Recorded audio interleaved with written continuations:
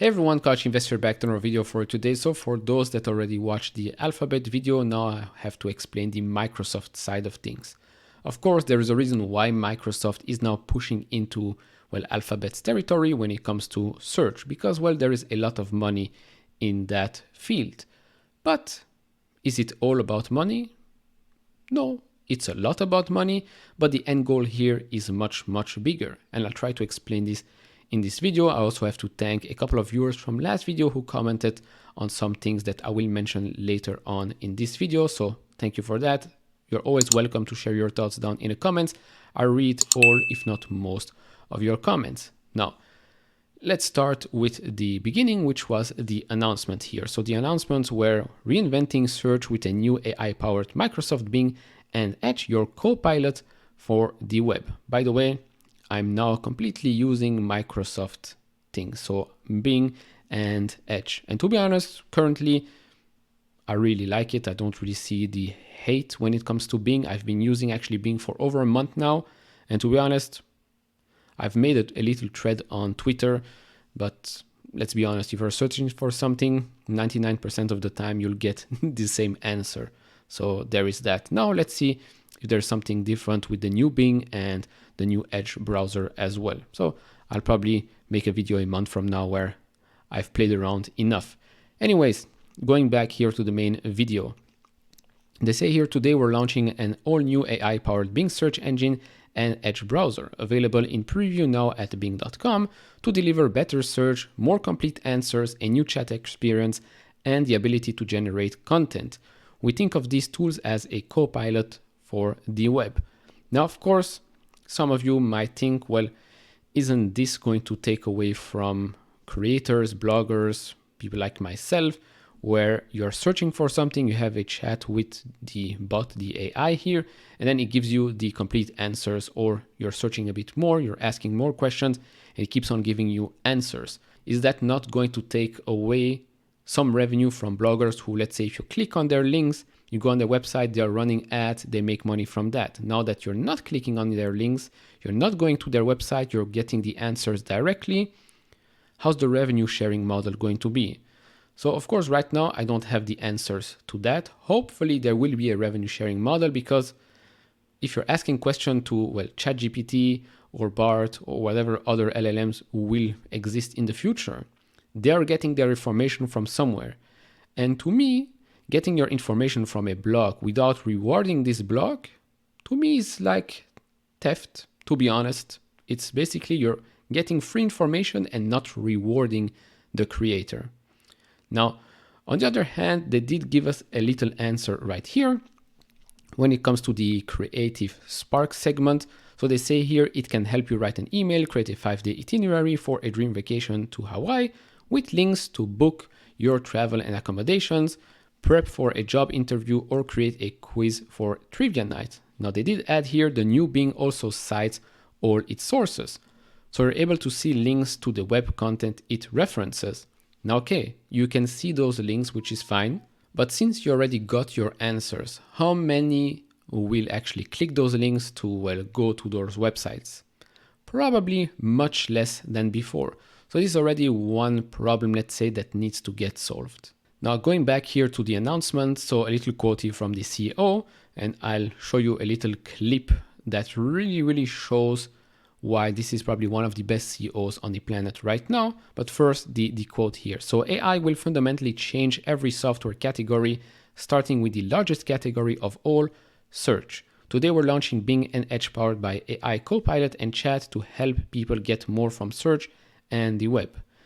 There are 10 billion search queries a day, but we estimate half of them go unanswered. That's because people are using search to do things it wasn't originally designed to do.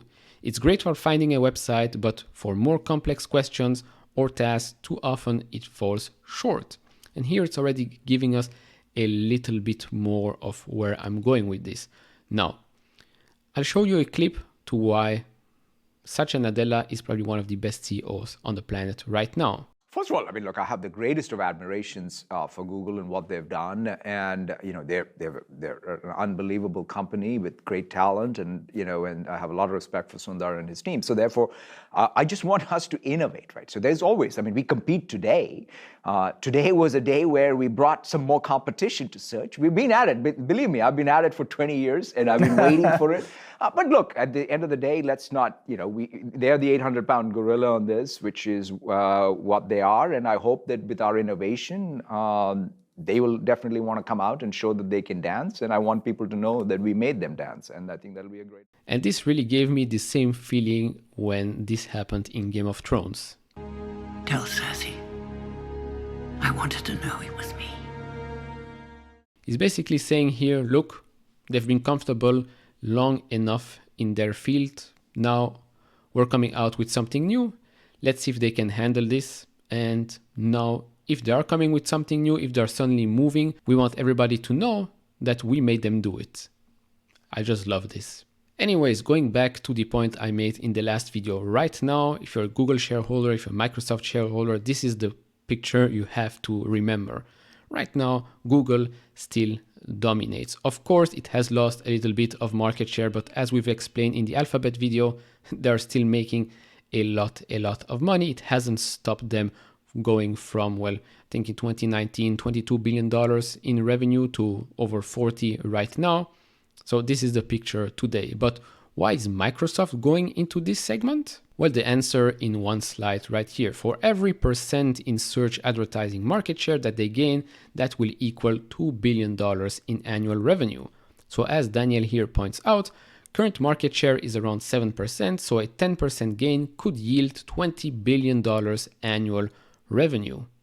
You see, it's not so difficult to understand why they're going after this. Now, if you're enjoying this video so far, I would appreciate it if you hit that thumbs up button, subscribe if you have not, and if you want to support me even further, do check out the links down in the description and in the pinned comment to get the top 10 best stocks to buy now, or go to fool.com/couchinvestor. So, now we've talked a little bit about the, search part of things, but let's pick it up a notch.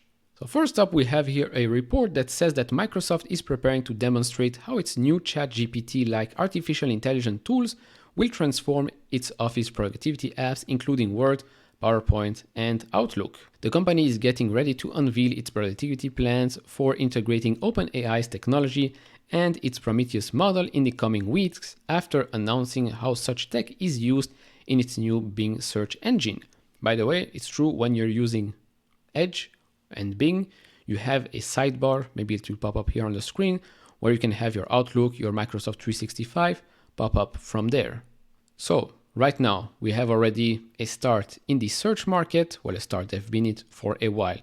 Now using AI to make their own tools, Outlook, Microsoft Office 365, much better, much easier to use.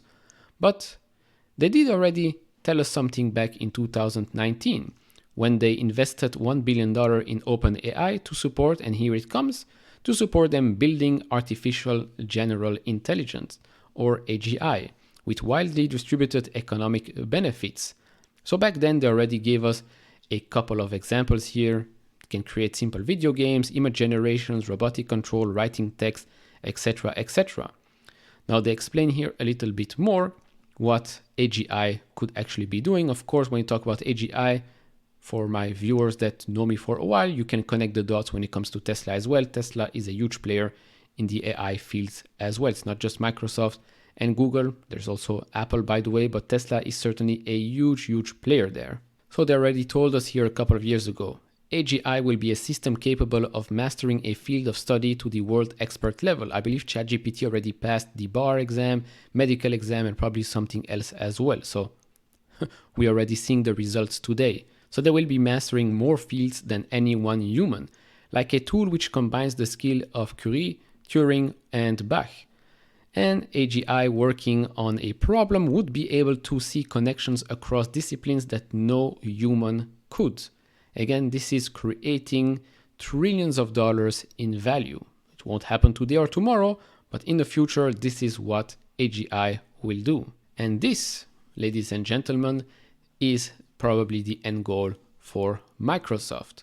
it starts with something small but huge like search.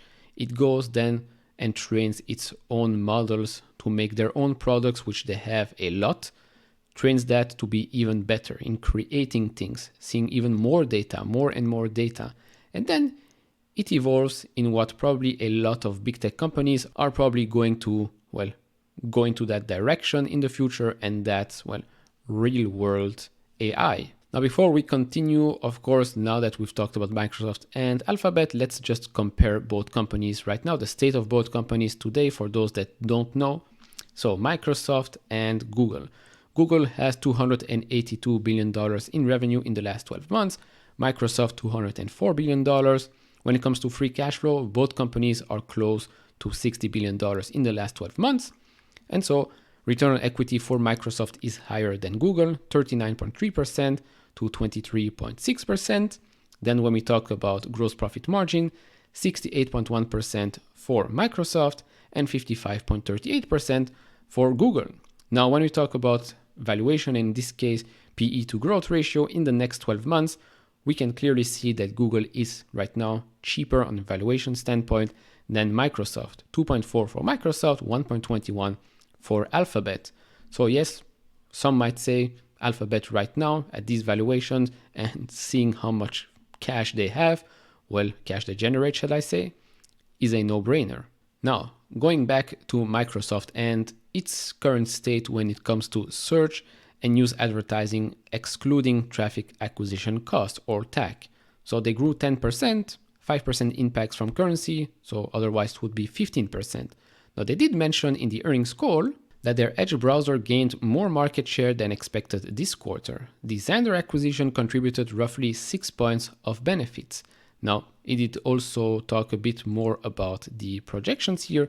So search and news advertising, excluding TAC, should grow high single digits, roughly 7 points faster than overall search and news advertising revenue, driven by continued volume strength supported by Edge browser share gains and the inclusion of Xandr. So you can clearly see already that the Edge browser has been gaining market share. Of course, we've seen the graph before, but it seems that they are fairly comfortable that it will continue to gain market share, and apparently they were surprised as well that it gained more market share than they thought. And of course, this was not the case before. Probably there has been some acceleration in growth in the last couple of years because yes, I do admit that before many years ago actually, Edge was just not really usable when you were using Safari or let's say Google Chrome. I mean, the big difference were there and pretty visible. Of course, I'm not talking about Microsoft Explorer because, we all have that from. I'm pretty sure my search query is still loading from 10 years ago. But today, if you're using Edge, if you've tried it out, or even Bing, you can clearly see that it has become much, much better. And to be honest, I don't really see such a difference with Google Chrome. Of course, there's a lot going on Edge, really a lot. Lots of news feeds, sports, you name it, add-ons, sidebars. There's a lot. But hey, it's functionalities, it's optionality. You can choose whatever you want to use. So why not? And if it will make your life easier, as they've shown and as the new Bing and Edge have shown, it will become much, much easier to navigate the web, to actually get what you're looking for, or maybe create what you want to create. And that's where it all starts right now. And so to conclude, of course, right now, the talk of the town is search. The search market is huge. You've seen how much money they can make from that with just taking a couple of % of market share. But the end goal here is pretty clear. AGI, real world AI, I mean, the opportunities are endless when you'll reach that point. And I do think that that will be the end goal for Microsoft. Of course, they won't be the only one reaching that point, but they'll probably be one of the biggest players out there. I mean, Satya Nadella, his track record has been incredible since he came in. So I have no doubt that Microsoft shareholders will be rewarded in the long term. Now, of course, do share your thoughts down in the comments below.